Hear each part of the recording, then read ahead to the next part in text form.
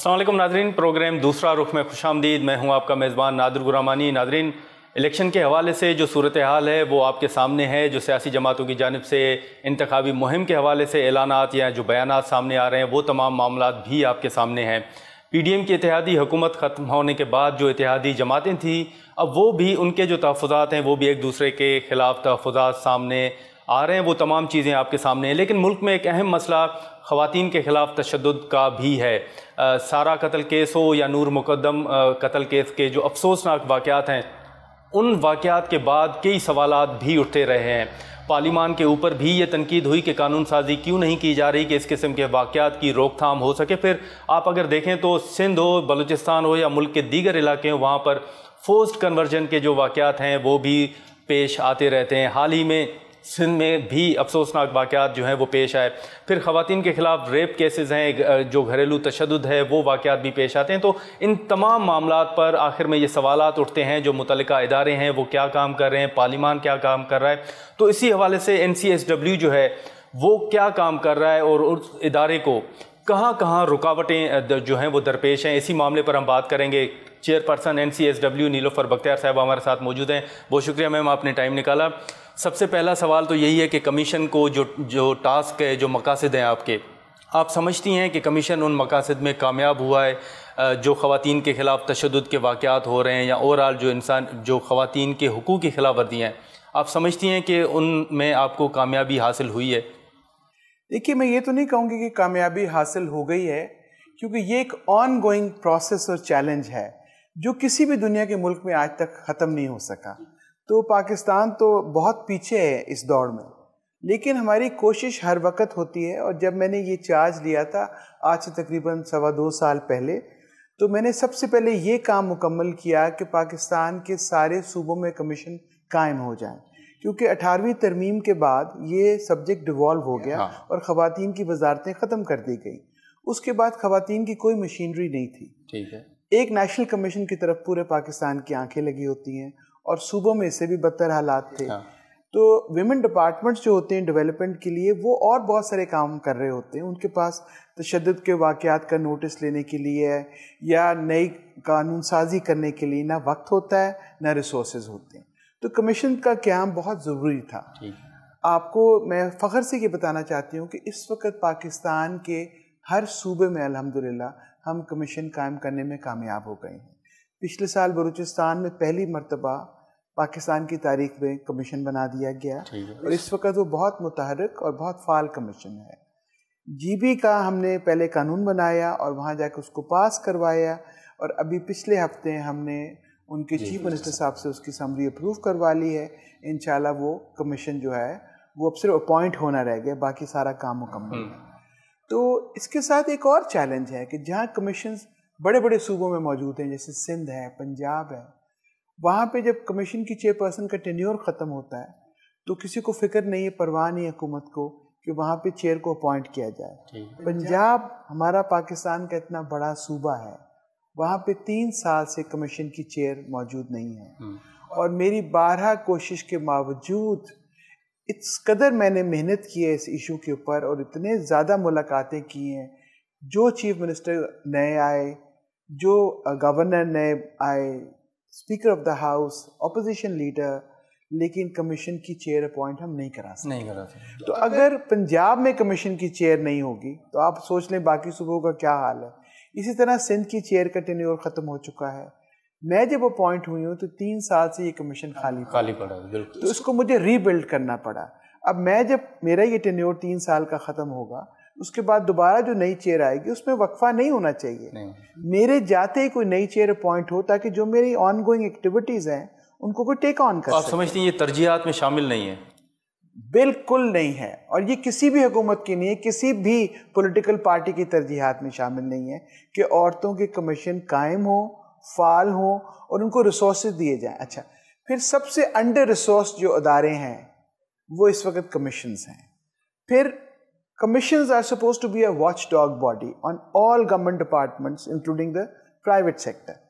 अब हम हमेशा किसी लाइन मिनिस्ट्री के अंडर होते हैं, हम मिनिस्ट्री ऑफ ह्यूमन राइट्स के अंडर हैं, हमारा बजट उनके पास आता है, हमारी रिक्रूटमेंट उनके थ्रू होती है, हमारी हर फाइल हर समरी उनके थ्रू जाती है। میں ان کے خلاف نہیں کر رہی، لیکن آپ یہ دیکھیے کہ چھوٹے صوبوں میں جب وہ ویمن ڈپارٹمنٹس کے انڈر کام کریں گے تو وہ کیا کام کریں گے؟ اب جو ویمن کے لیے اومبڈس پرسنز اپوائنٹ ہوئی ہے پاکستان بھر میں، بہت بڑی بات ہوئی ہے کہ جی خواتین اومبڈس پرسن اپوائنٹ ہو گئی. وہ اومبڈس پرسن جو ہیں وہ وزارتوں کے انڈر کام کر رہی ہیں. وہ بلوچستان کے اومبڈس پرسن نے مجھے کہا کہ مجھے فون آتا ہے سیکرٹری صاحب کا اور وہ کہتے ہیں اس مقدمے کا یہ فیصلہ کر دو. ٹھیک ہے، تو پھر ان اپوائنٹمنٹس کی ضرورت کیا ہے؟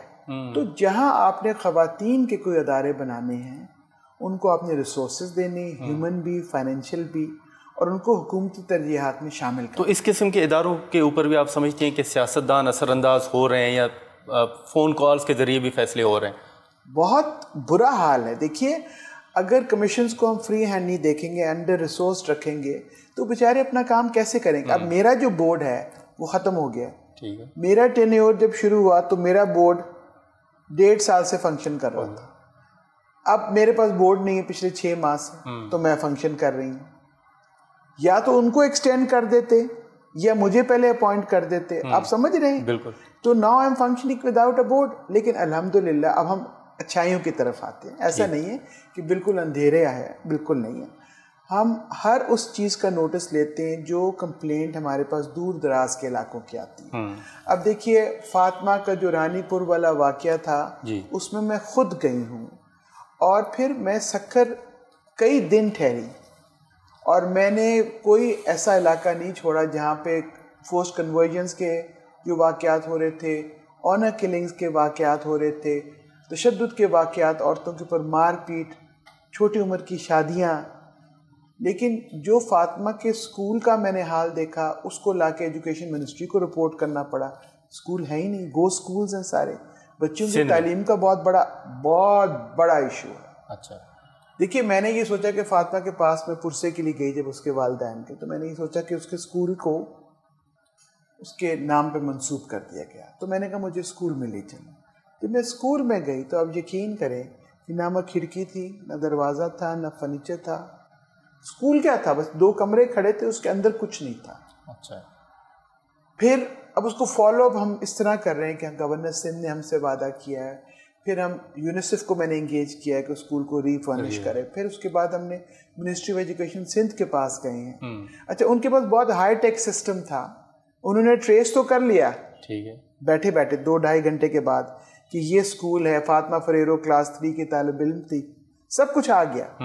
لیکن جو اسکول کا حال ہے، پرنسپل بھی ہے اور 3 ٹیچرز ہیں، لیکن جو اسکول کا حال تھا وہ تو میں دیکھ آئی تھی. تو ایک تو ہمیں اپنے پورے ایجوکیشن سسٹم کو ریویمپ کرنا پڑے گا. دیکھیے ساؤتھ پنجاب میں جہاں وڈیراازم ہے، سندھ میں جہاں پیری فقیری، کس طرح پیر مطلب اس چھوٹی سی بچی فاطمہ کو 9 سال کی بچی کو 9 مہینے سے اوپر ہو گئے اور ماں باپ سے نہیں ملنے دیا گیا، اور کس پیسہ کیا دیا اس کو، اجرت کیا ملی 6,000 روپے. تو اس طرح کے واقعات ہو رہے ہیں اور اس طرح کی بہت ساری حویلی نہیں. لیکن آپ نے سندھ میں وزٹ کے دوران کیا دیکھا؟ آپ کو لگا کہ یہ اکیلی لڑکی نہیں تھی اور بھی ابھی بھی حویلیوں میں خواتین جو ہے وہ بند ہیں، قید ہیں؟ ایسی بہت ساری اور حویلی ہیں سندھ میں، بہت ساری اور حویلی ہیں، بہت ساری بچیاں ہیں. فاطمہ کا کیس ہائی لائٹ ہو گیا ہے، سو وہاں کی رہنے والی جو رہائشی اس حویلی کی تھی وہ تو بچ گئی. ٹھیک ہے، لیکن یہ کیوں نہیں پروب ہو رہا کہ اس حویلی کے اندر جو قبرستان ہے اس میں اور کس کس کی لاش دفن ہے؟ اچھا، اور پھر صرف یہ ایک واقعہ نہیں ہے، بہت سارے اور واقعات ہیں. دیکھیے جو ابھی آپریشن ہو رہا ہے کچے کا، اس میں بہت ساری ہماری کڈنیپ بچیاں ہیں جو ڈاکو یہاں سے اغوا کر کے کچے میں لے جاتے ہیں. جی، پولیس بے بس ہے کیونکہ پولیس کے پاس وہ اکوپمنٹ ہی نہیں ہے. میں جگہ جگہ ایس ایس پی حضرات سے، ڈی آئی جی سے، ہر ایک سے مل. اب ان سے یہی ریکویسٹ میں نے کی کہ کم از کم اور کچھ نہیں تو اپنی ہیلپ لائن سروسز بہتر کر دیں، اور جب یہ عورتیں مظلوم آپ کے پاس آتی ہیں تو ان کی FIR کاٹ لیں. لیکن یہ والا مسئلہ آپ سمجھتی ہیں کہ صرف سندھ میں ہے یا بلوچستان، خیبر پختونخوا، پنجاب میں بھی اس طرح کے ہیں؟ دیکھیے پنجاب میں زیادہ جو ایشو ہے وہ ساؤتھ میں ہے. ٹھیک ہے نا، اور سندھ میں بھی انٹیریئر میں ہے. اگر آپ کراچی آئیں تو it is a total disconnect, ایک اور دنیا ہے. لگتا ہے کہ کراچی اور وہ والا علاقہ جو کشمور کا ہے فار ایگزامپل یا مٹی کا ہے، وہ عورت اور کراچی کی عورت میں کوئی موازنہ ہی نہیں ہے نا. تو میں تو ایک سمجھتی ہوں اتنی بے حسی ہے ہماری سیاسی جماعتوں کی کہ وہ ان کو پروٹیکٹ کرتے ہیں, ان جاگیرداروں کو اور وڈیروں کو.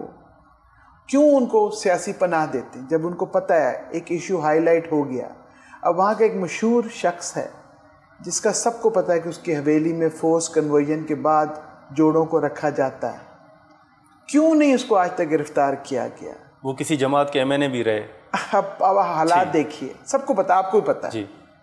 پھر جب پتا ہے کہ یہ بچی کڈنیپ ہو کے, اور میں یہاں کھڑی ہوئی تھی, بیچ میں پانی تھا اور اس طرف وہ بچی ہے, مجھے پتا ہے پریگننٹ بچی تھی, وہ اٹھا کے اس کو وہاں لے گئے اور اس نے بچے کو بھی اس طرف جنم دیا, مگر وہ کچے کے ڈاکوؤں کے. لیکن پھر آپ کی سفارشات کیا ہیں؟ آپ نے جو وہاں پہ دیکھا, جو نشاندہی کی ہے, آپ نے کیا رپورٹ میں نشاندہی کی ہے؟ میں نے تو جی ایک پولیس کو رپورٹ بھیجی, جو وہاں پہ پولیس کے ہیڈ کوارٹرز تھے ان کے ساتھ میری میٹنگز ہوئی ہیں. ایک بات جو تھی وہ انکریجنگ تھی کہ جو زیادہ تر SSP وہاں پہ لگے ہوئے ہیں ینگ بلڈ ہے, اور وہ باہر سے ٹرین ہو کر بھی 1-2 لوگ آ گئے تھے, ان میں جذبہ تھا کام کرنے کا. لیکن مصیبت یہ ہے کہ جب وہ لڑیں گے حالات سے تو ان کا جذبہ کتنے دن سروائیو کرے گا.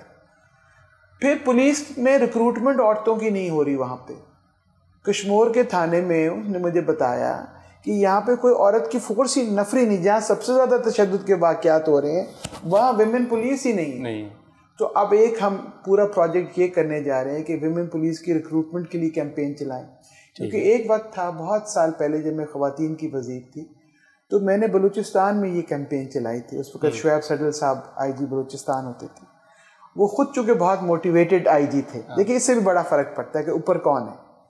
تو انہوں نے اور میں نے پھر ہم نے ایک پوسٹر کیمپین چلائی, یونیورسٹیز میں گئے, ہم نے ایڈریس کیا بچوں کو کہ بھی آپ پولیس فورس میں ہیں. آج آپ دیکھیں بلوچستان میں بے تحاشا پولیس کی نفری خواتین کی ہے, اور بڑی بڑی اسمارٹ سینئر پولیس آفیسرز بھی آ گئی.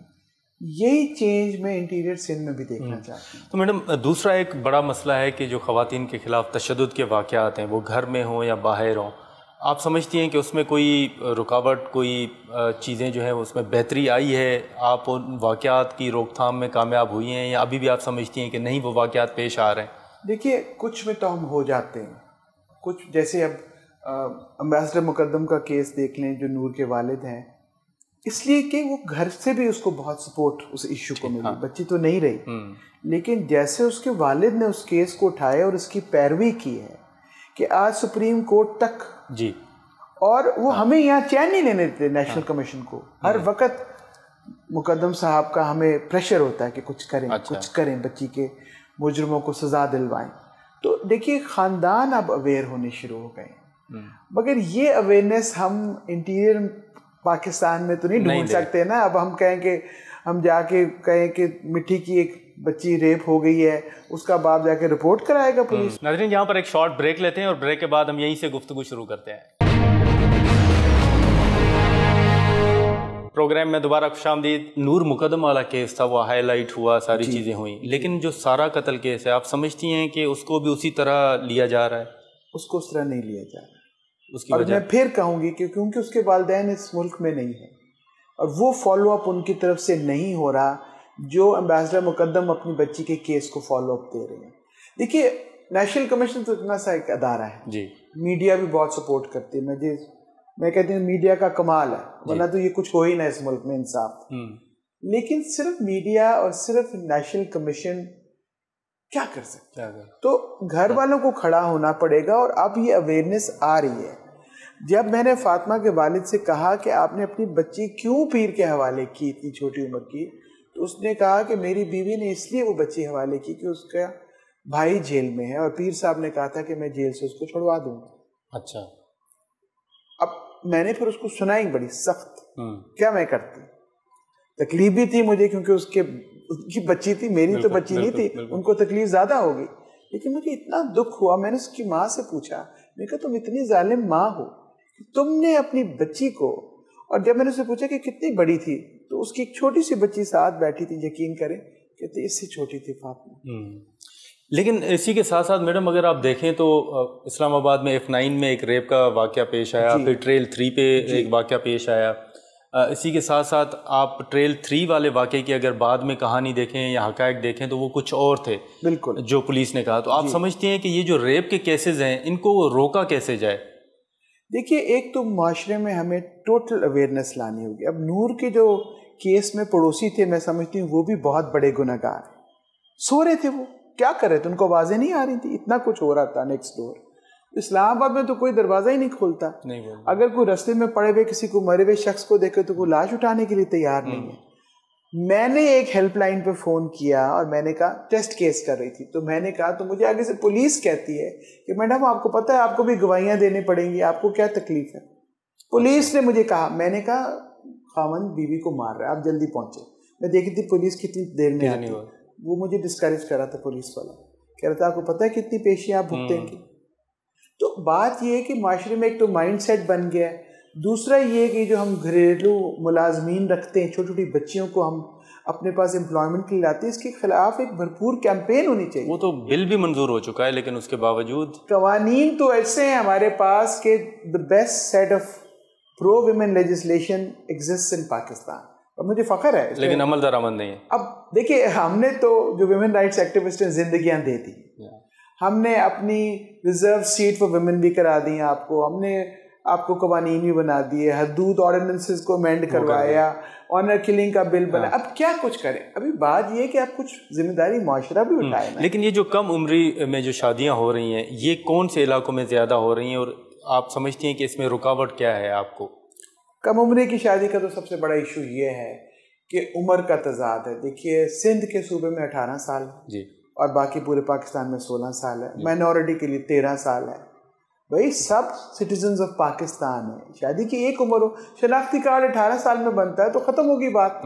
شناختی کارڈ کے بغیر کیسے آپ نکاح کر رہے ہیں؟ صحیح. اب بات یہ کہ نہ تو شناختی کارڈ بنتے ہیں نہ کوئی چیک کرتا ہے. اب سندھ کا قانون بنا ہوا ہے تو سندھ کے بچے دوڑ کے پنجاب میں آ کے شادی کر لیتے ہیں. صحیح. تو آج کل ہم ایک بھرپور کیمپین چلا رہے ہیں ملک گیر, جس میں ہم کم عمری کی شادیوں کو روکنے کی مہم چلا رہے ہیں, کیونکہ اس کے بہت زیادہ افیکٹس ہوتے ہیں. بچی کی توانائی, بچہ جو پیدا ہوتا ہے اس کی توانائی, پھر تعلیم, ہر چیز افیکٹ ہو جاتی ہے. تو یہ جو فورسڈ کنورژن کے واقعات ہیں جی, کیا یہ ابھی بھی سندھ میں زیادہ ہو رہے ہیں یا آپ سمجھتی ہیں کہ دیگر علاقوں میں بھی ہیں؟ فورس کنورژن زیادہ تر سندھ میں, زیادہ تر کیا میں سمجھتی ہوں ہے ہی سندھ میں فورس کنورژن. لیکن غیرت کے نام پر قتل یہ بلوچستان میں بھی ہے, ابھی بھی ہے, KPK میں بھی ہے.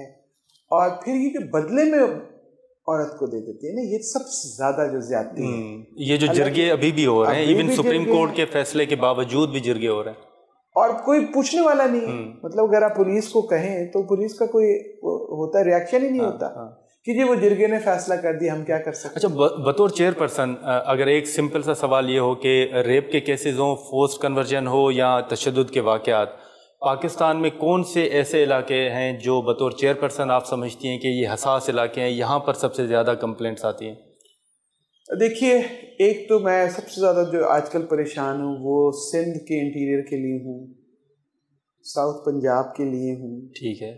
KPK قدرے بہتر ہے. اچھا, یہ عجیب بات ہے, قدرے بہتر ہے.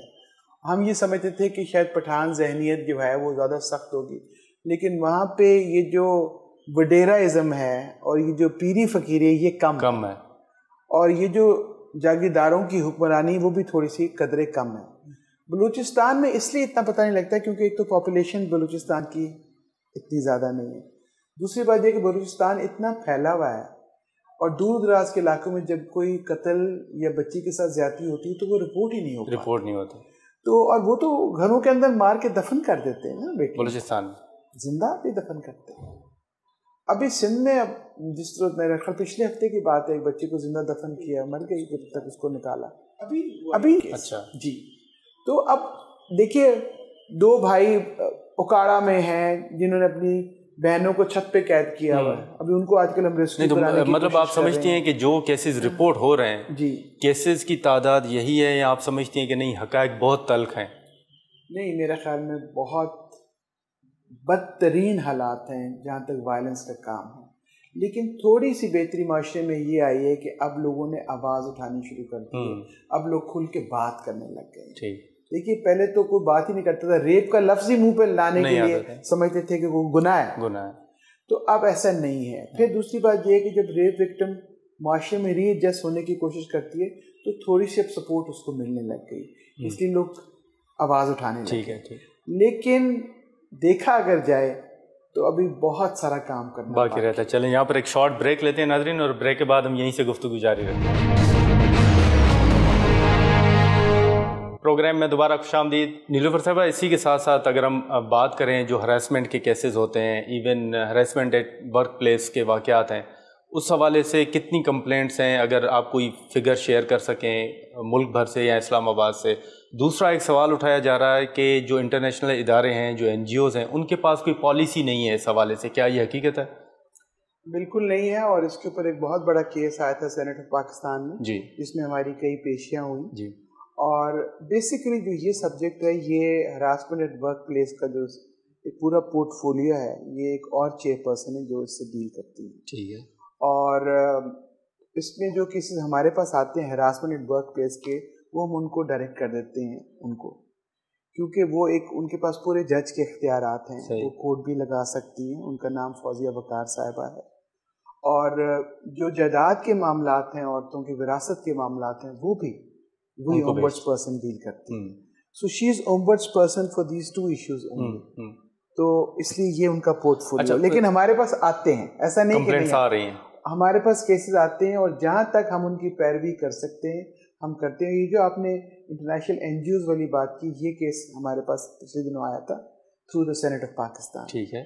ہم نے اس کیس کو ڈیل کیا, اور اتفاق کی بات ہے کہ آج ہی صبح اس میں سے ایک بچی جو سروائیور تھی وہ سروائیو بھی کر گئی ہے, اس کو جاب بھی مل گئی ہے. میں نام نہیں لینا پسند کرتی. جی بالکل. اور اس نے تھینک یو کا اتنا بڑا مجھے میسیج بھیجا, تو مجھے آج بہت اچھا لگا. انہوں نے ہمارا بڑا شکریہ ادا کیا, کیونکہ ان کے ہم نے تھوڑی سی تھیراپی بھی کروائی اور تھوڑا ان کو ویسے سپورٹ دیا. لیکن یہ پھر ان این جی اوز کو آپ کیا کوئی ریکمنڈیشن بھی آپ کر رہی ہیں کہ پالیسی ہونی چاہیے؟ ہم نے ان کو خط لکھا ہے, جو ان کو اکنامک افیئرز ڈویژن ان کی جو رجسٹریشن کرتا ہے ان کو خط لکھا ہے, اور ہم نے یہ کہا ہے منسٹر آف انڈسٹریز کو بھی خط لکھا ہے, اور ہم نے ان کو کہا ہے کہ ان کی ایئرلی ایویلویشن ہونی چاہیے. ٹھیک ہے. کہ جو ملک میں قوانین بنائے گئے ہیں, اگر ہمارے پاس ایک قانون ہے ہراسمنٹ ورک پلیس کا, اس میں ایک کمیٹی بننی چاہیے. اس کمیٹی کو ڈسپلے کے اوپر آنا چاہیے, کسی بورڈ کے اوپر وہ آویزاں ہو کہ یہ کمیٹی کون ہے, کس پہ مشتمل ہے, اور یہ ایک پورے سسٹم میں آنی چاہیے.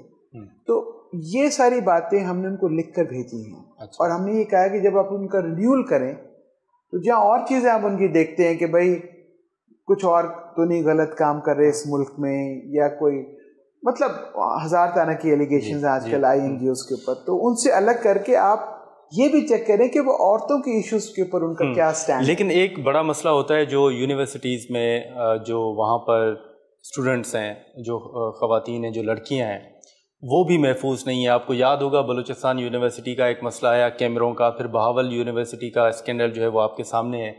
یہ معاملہ کتنا آپ سمجھتی ہیں کہ حساس ہے؟ دیکھیے یہ بھی بہت حساس ہے, اور میں اس میں بھی انوالوڈ ہوں بھاولپور میں. ٹھیک ہے. اور جو ہم نے خط لکھا اس پہ تو ہمیں وائس چانسلر صاحب نے یقین دلایا کہ جی ایسا کچھ نہیں تھا, اور ہم نے انویسٹیگیٹ کرا لیا ہے, اور یہ غلط ہمارے بارے میں چیزیں نکالی گئیں. سو وہ تو خط, تو اگر خط کو دیکھیں تو اس کے متن کے مطابق تو کیس ختم ہے. لیکن میں اپنے طور پہ اس ایشو کو انویسٹیگیٹ کرا رہا ہوں, اور میں اپنی فائنل رپورٹ کی منتظر ہوں.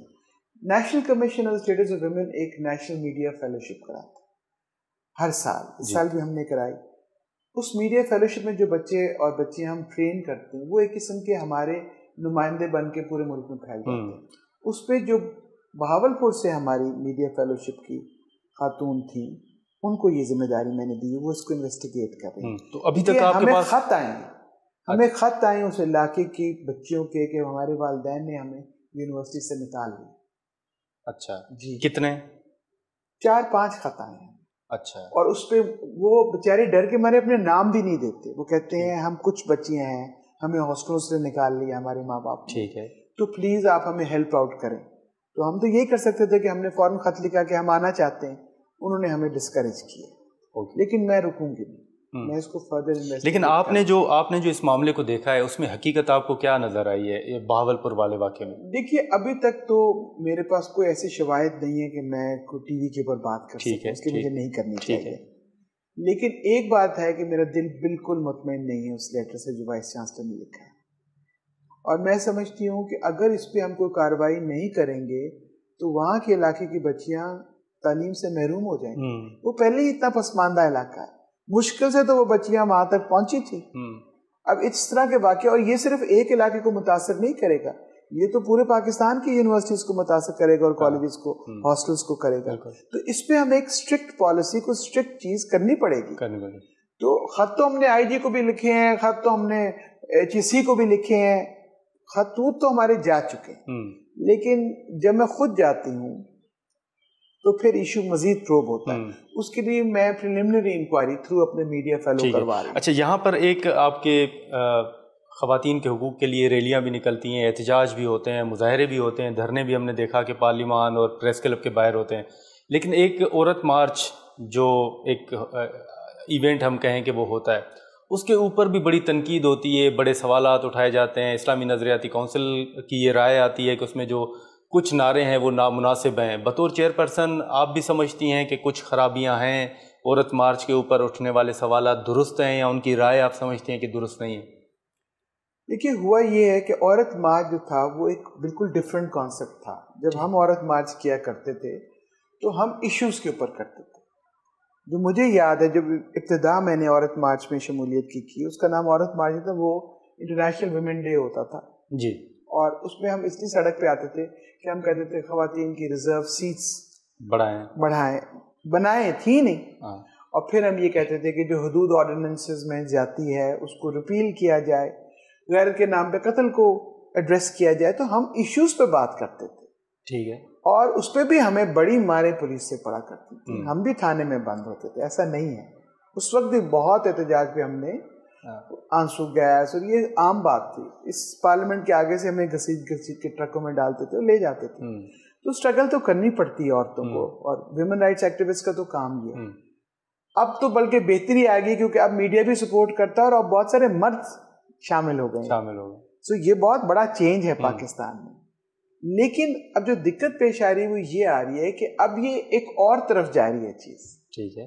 سو پچھلے سال میں نے عورت مارچ سے پہلے ایک ڈائلاگ کرنے کی کوشش کی، میں نے ان کو انوائٹ کیا تھا یہاں اپنے دفتر، اور میں نے کہا کہ let's build a national consensus, ہم ایشو بیسڈ عورت مارچ کرتے ہیں جس پہ کوئی احتجاج نہ کر سکے، جو آج کی عورت کے، پاکستانی عورت کے ایشوز ہیں ہم ان کو اٹھاتے ہیں، اس پہ تو کسی کو احتجاج نہیں ہوگا، کسی کو وہ نہیں ہوگا۔ تو کافی حد تک انہوں نے بات میری مانی، اور جو عورت مارچ جس دفعہ ہوئی اس میں انہوں نے کلائمیٹ چینج کے اوپر بات کی، فلڈ کی، اور مطلب کافی چیزیں اور مختلف ہوئی ہیں، لیکن اس کے ساتھ ساتھ وہ یہ کہتے ہیں کہ ہمارا کنٹرول نہیں ہوتا، اگر کوئی ایکسٹریمسٹ آگے گھس جائے اور وہ ایسا بینر لے آتا ہے تو وہ بینر ہمارے انڈر کنٹرول نہیں ہوتا اور ہم ان کو منع نہیں کر سکتے کیونکہ یہ ایک اوپن ہوتا ہے۔ اچھا، اب شرارت دونوں طرف سے ہوتی ہے۔ اب ضرورت نہیں تھی اس دفعہ کہ جب وہ عورت مارچ والی خواتین نکلی ہیں سڑک پہ تو اسی وقت برقع پر داس پوری سامنے آ کے کھڑی ہو گئی، پتھراؤ ہوا تھا، کیا ضرورت تھی ان کو اس وقت آنے کی؟ بھائی یہ دس از اے فری کنٹری، ان کا حق ہے، اگر وہ کوئی ایشو اپنا ایجنڈا لے کے عورتیں نکلی آئی ہیں پاکستان ایک دن پورے سال میں، تو آپ کو وہ دن بھی نہیں برداشت؟ اور جس طرح سے وہ برقعے میں تھے، وہ ایک خاص قسم کے لوگ تھے، مجھے نہیں پتا وہ کون تھے۔ اچھا، اور پھر اس کے بعد پولیس نے بھی بہت ہائی ہینڈڈنس کی، مطلب پولیس نے ان کو دھکے مارے، ہماری عورتوں کو، وہ تاروں پہ جا کے خاردار گری ہیں، ان کو تاریں چپ گئیں، اور سب سے زیادہ برا سلوک پولیس نے جو کیا ہے وہ ٹرانسجینڈرز پہ کیا۔ ٹرانسجینڈرز بھی وہاں کھڑے تھے جی، انہوں نے صرف اتنا کہہ دیا، کوئی احتجاج کرتے کرتے کوئی آگے نکل گئے، کسی کا کوئی میڈیا والے کا کیمرہ ٹوٹ گیا یا کچھ اس طرح ہوا، اس کے بعد اتنا مارا ہے لوگوں نے ان کو، وہ تو ویڈیوز بھی وائرل ہوئی ہیں۔ میرا مطلب کوئی کیا، ہم کوئی جنگل میں رہتے ہیں، جنگل کا قانون ہے، ایسے نہیں ہو سکتا۔ ناظرین، یہاں پر ایک شارٹ بریک لیتے ہیں اور بریک کے بعد ہم یہیں سے گفتگو شروع کرتے ہیں۔ پروگرام میں دوبارہ خوشامدید. آپ کو یاد ہوگا کہ سینٹ کے اندر اگر خواتین کے حقوق کی اگر بات ہو تو وہاں پر اسلامی نظریاتی کونسل کی کسی حد تک رائے جو ہے وہ مختلف سامنے آتی ہے. آپ کو اسلامی نظریاتی کونسل کی کس رائے سے جو ہے وہ اختلاف ہے، یا کون سی رائے ہے جو آپ سمجھتی ہیں کہ یہ نہیں ہونی چاہیے؟ دیکھیے اس وقت تو ہم چائلڈ میرج ریسٹرینٹ بل پہ کام کر رہے ہیں، اور قبلہ ایاز صاحب ہماری جو ریسنٹ کانفرنس اسلام آباد میں ہے اس کو انہوں نے چیئر کیا جی، اور نہایت ہی سپورٹو. انہوں نے کہا کہ چائلڈ میرج جو ہے اس کو اسلام کے نظریے کے اندر لانے کے لیے نہیں ہے ضرورت، اس کو آپ ہیلتھ ایشو کی حیثیت سے دیکھیں، یہ ایک معاشرتی ایشو ہے. اور انہوں نے کہا کہ ٹیبل پہ بیٹھ کے ڈائیلاگ کریں اور آپس میں بات چیت سے ایشوز کو ریزالو کریں. تو ان کا ایٹیٹیوڈ بہت پازیٹیو تھا، اور میرے تو بہت امید بندی ہے کہ اگر قبلہ ایاز صاحب جیسے لوگ ہوں گے جن کا مطلب ذہن کھلا ہے تو باقی ممبرز کو بھی ایسا اپنی سوچ تبدیل اچھا، آپ نے ایک پڑے. خط لکھا ہے چیف جسٹس کو، ایک خط لکھا تھا، اور اسی کے ساتھ ساتھ آپ نے وزیر داخلہ کو خط لکھا ہے جو افغان خواتین ہیں. اس حوالے سے آپ بتائیں گی کہ اس خط میں آپ کی ڈیمانڈ ہے، اور وہاں سے کوئی جواب آیا ہے آپ کو؟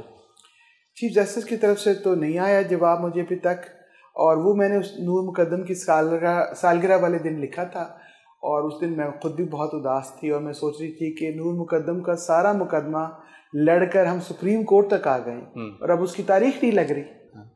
اور میں بہت پر امید ہوں، مجھے لگتا ہے قاضی فائز عیسیٰ اس خط کا جواب دیں گے اور وہ ضرور کورٹ کیس لگے گا اور نور کو انصاف ملے گا. تو میں بہت پر امید ہوں. اور دوسرا خط تو ابھی 2 دن پہلے ہی گیا ہے افغان ریفیوجی خواتین کے سلسلے میں. اور دیکھیے یہ وہ عورتیں ہیں جو روشن خیال ہیں، جو پڑھی لکھی ہیں، جنہوں نے پاکستان میں بھی کام کیا ہے خواتین کے حقوق کے لیے. تو انہوں نے مجھے اپروچ کیا ہے، اور وہ ان کی جان کو خطرہ ہے. اگر وہ افغانستان چلی گئیں تو ان کو زندہ نہیں چھوڑا جائے گا. تو we have to review our policy. کیا فگر کیا ہوگا ان کا، کتنی خواتین ہیں؟ اس کے لیے بھی ہم نے جو UN کے کمشنر ہیں for this entire process in کو خط لکھا ہوا ہے، اور ایگزیکٹ نمبر میں نے مانگا ہے، کیونکہ ہمیں تو چیدہ خواتین اپروچ کر رہی ہیں، تو میرے پاس ایگزیکٹ فگر نہیں تھا. میں نے ان کو بھی خط لکھا ہوا UNHCR کو، اور میں نے ان سے فگر مانگی ہے، اور میں نے یہ بھی کہا ہے کہ ان کی پلیسمنٹ بتائیں کہ پاکستان کے کس شہر میں ہے، تاکہ میں پوری کانکریٹ بات انٹیریئر منسٹر کو دے سکوں. لیکن چونکہ ان کی ڈیٹ گزر رہی تھی تو یہ خط مجھے نکالنا پڑا ارجنسی میں. تو I am still waiting to hear from UNHCR.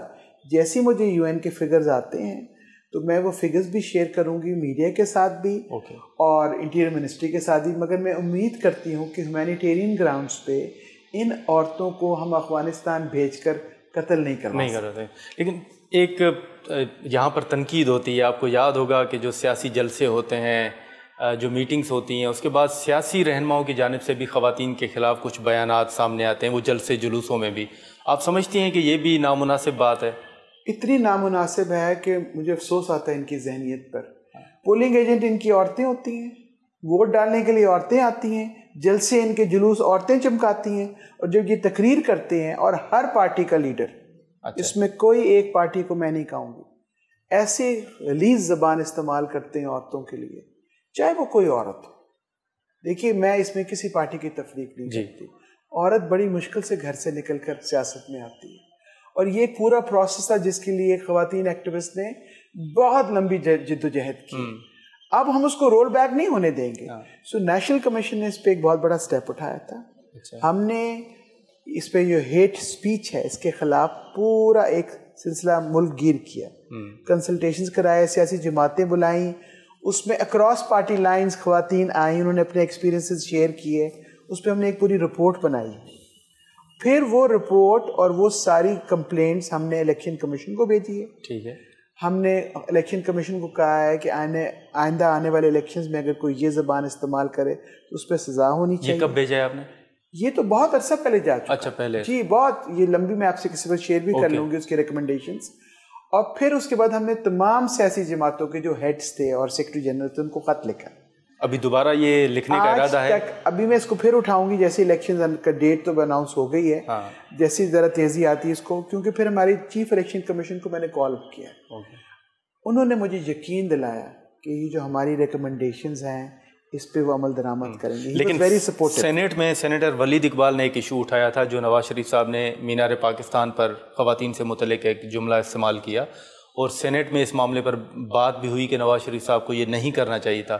بطور چیئرپرسن آپ بھی سمجھتی ہیں کہ وہ نامناسب الفاظ تھے؟